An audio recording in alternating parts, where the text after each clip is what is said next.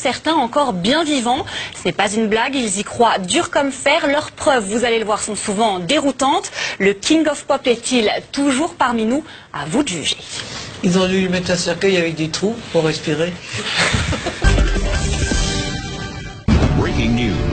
25 juin 2009, 17h20. Un site américain appelé TMZ annonce une nouvelle qui va vite faire l'effet d'une bombe à travers le monde. Michael Jackson est mort. Celui qu'on appelait le King of Pop aurait succombé à une crise cardiaque à son domicile, âgé à peine de 50 ans. Pour ses fans, cette bouleversante disparition est inconcevable. Comment MJ, qui semblait pourtant en pleine forme lors de ses dernières apparitions, a-t-il pu disparaître aussi soudainement? Surgit alors une question, et si Michael Jackson était encore en vie? Aujourd'hui sur Internet, l'hypothèse d'une véritable conspiration fait de plus en plus d'adeptes. Coup de projecteur sur tous les éléments de cette troublante théorie. Pourquoi Jackson aurait-il mis en scène sa propre mort? Artiste pionnier et innovateur, Michael Jackson a de tout temps nourri l'incroyable projet de réaliser un film révolutionnaire à échelle planétaire. À ce stade de votre carrière, qu'est-ce que vous n'avez pas encore fait que vous aimeriez achever? Il y a beaucoup de surprises. Un film. J'adore les films. Quoi d'autre? Ça ne sera pas un simple film, il s'agira d'innover, d'améliorer ce média et l'emmener jusqu'à un autre niveau. Pour les adeptes de cette théorie, Michael Jackson ne serait pas mort, mais tout simplement passé de l'autre côté du rideau, devenant l'unique metteur en scène de son propre décès, une mise en scène que certains auraient décelée dès l'annonce de la mort du King of Pop. Que s'est-il réellement passé le 25 juin 2009 ? Le jour de la mort de Michael Jackson, le centre d'urgence 911 reçoit un appel dont l'enregistrement est relayé par tous les médias. Une bande-son supposée provenir des archives du 911 est enregistrée, et pourtant la voix de l'appelant est bien plus distincte que celle de l'urgentiste. Vous avez appelé les urgences, quelle est votre demande? Nous avons besoin d'une ambulance le plus vite possible. Très bien monsieur, quelle est votre adresse? C'est le 100 Cowell Drive, Los Angeles, Californie, 90077. Plus troublant encore, cet appel a été officiellement localisé comme ne provenant pas de la villa où a été retrouvé le corps de la star, mais du 9641 Sunset Boulevard, un hôtel situé à 3 minutes de chez Michael Jackson. Autre élément suspect, le cardiologue présent sur place, le docteur Conrad Murray, affirme avoir fait un massage cardiaque à Michael Jackson directement sur son lit. Or, ce type d'intervention se pratique sur une surface dure. Alors comment expliquer une telle erreur et aussi qu'un cardiologue d'une telle renommée n'ait eu aucun défibrillateur sur lui? Il est inconscient, il ne respire pas? Exactement, il ne respire pas, monsieur. Ok, il n'est pas conscient non plus? Oui, il est inconscient. Ok, est-il sur le sol? Où est-il exactement? Il est sur le lit, monsieur, il est sur le lit. Ok, mettons-le sur le sol, on met par terre, je vais vous aider à pratiquer un massage cardiaque. Nous avons un médecin personnel ici avec nous. Ah, il est avec vous? Oui, mais il ne répond pas à ces massages cardiaques. Ah, écoutez, on arrive. Et ce n'est pas tout. Pour certains, le comportement même de l'ambulancier semble suspect. Non seulement la sirène d'urgence n'a jamais été enclenchée, mais c'est surtout la trajectoire du chauffeur qui suscite le doute. Comme l'indique ce plan, l'ambulancier aurait pu facilement emprunter une sortie directe plus rapide. Or, comme le montre cette vidéo, il manœuvre inutilement en marche arrière. Alors pourquoi tenait-il autant à repasser par l'entrée? Peut-être parce que c'est là qu'étaient placés 2 caméramans et un paparazzi prêts à relayer l'événement. De cette sortie en urgence, un seul cliché du corps de Jackson apparaîtra dans les médias. Celui-ci pris par un certain Ben Evenstad. Comment se trouvait-il sur les lieux de l'événement? Des questions d'autant plus troublantes qu'on a retrouvé des photos de Ben Evenstad et Michael Jackson, visiblement amis de longue date. Les fans remarquent alors que sur le cliché fourni par le paparazzi, Michael paraît plus jeune de 10 ou 15 ans. Il ne leur en faudra pas plus pour retrouver 2 photos datant de 1980 et 1985 et qui ressemblent étrangement au fameux cliché. S'agit-il d'une photo truquée? Les images de l'ambulance auraient-elles été enregistrées? S'agirait-il vraiment d'un tournage de film? Une chose est sûre, Michael aurait voulu que la vérité à son sujet triomphe chez ses fans. Michael Jackson était-il présent à son propre enterrement? 7 juillet 2009, jour des funérailles de Michael Jackson. La foule vient se recueillir au Staples Center de Los Angeles, rendre un dernier hommage au roi de la pop. Parmi les invités, un homme au chapeau retient particulièrement l'attention des fans. Il le surnomme Hatman. Certains se posent la question, Michael Jackson en personne se serait-il mêlé aux invités. 4 septembre 2009, jour de l'enterrement au cimetière de Forest Lawn. Le mystérieux Hatman refait surface. L'homme reste en retrait, mais la place que lui accordent les autres invités à cette cérémonie suscite bien des spéculations. Qui est donc cet homme?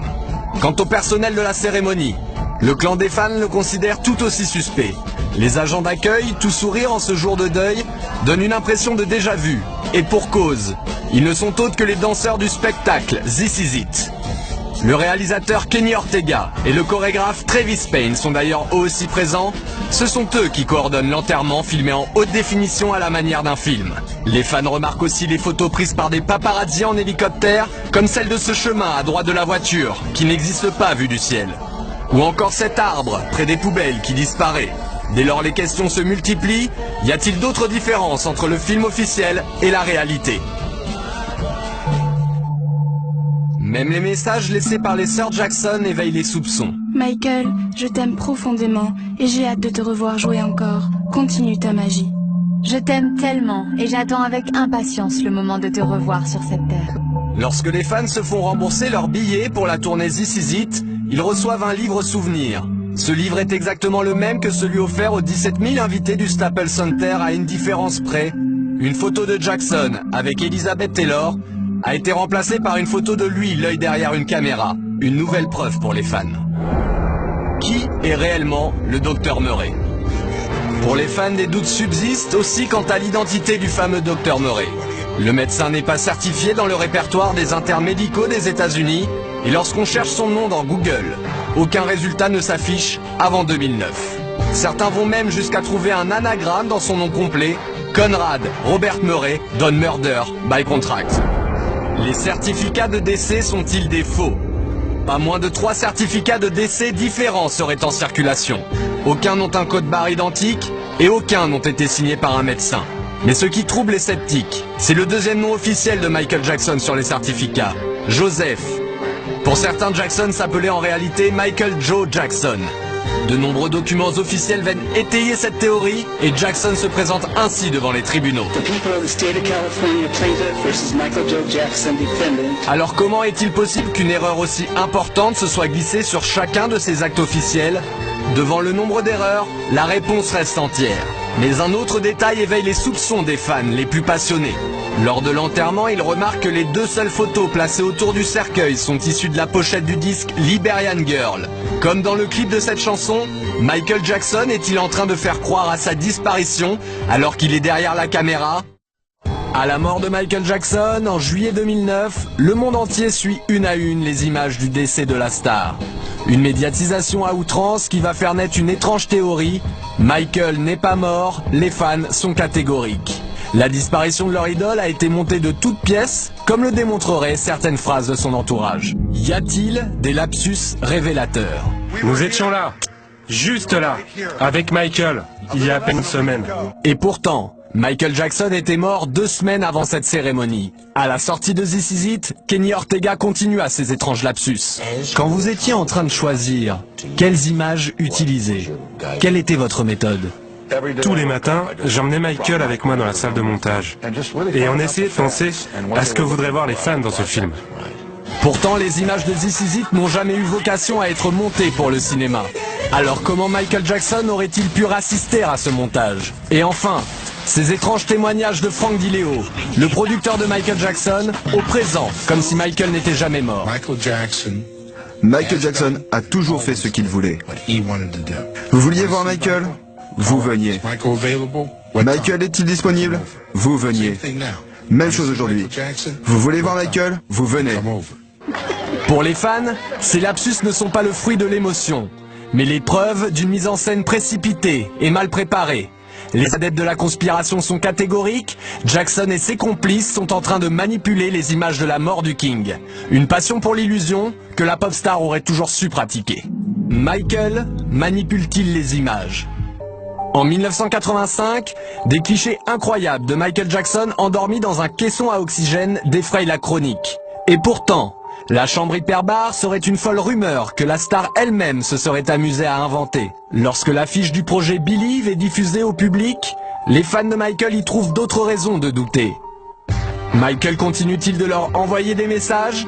C'est ce que leur évoque l'inspiration du spectacle Believe, proche des contes favoris de Michael Jackson, comme Le Magicien d'Oz, l'incroyable histoire d'un magicien manipulateur dans lequel Michael Jackson a joué aux côtés de Diana Ross. Et enfin des coïncidences troublantes entre de célèbres affiches du King of Pop et celles de cet étrange spectacle de magie. La vérité se cache-t-elle derrière Believe?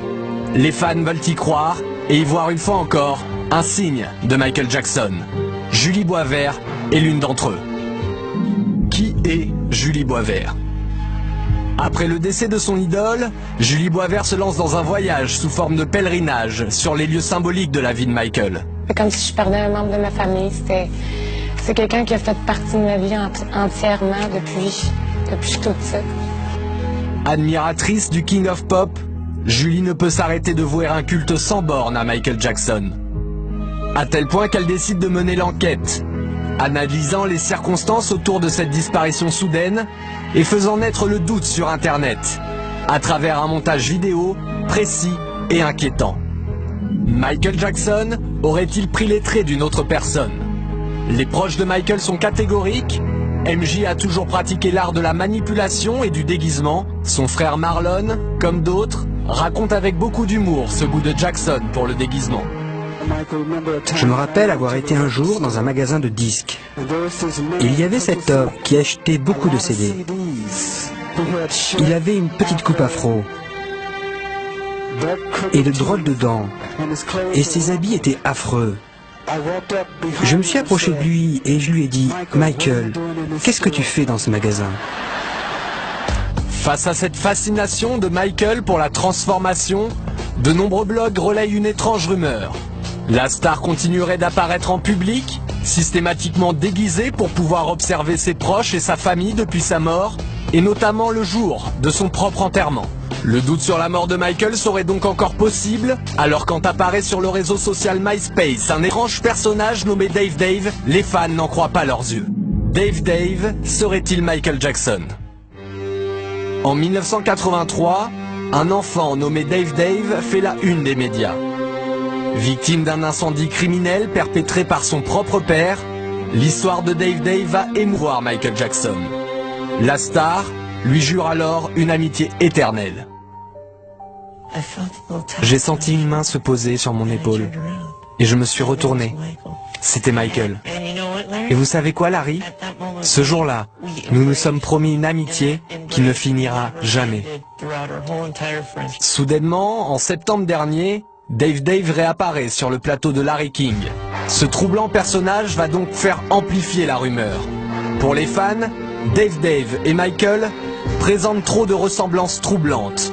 L'impossible devient alors envisageable pour eux, les mots et la voix seraient trop ressemblantes. You all mean very much to me, and I love you very much.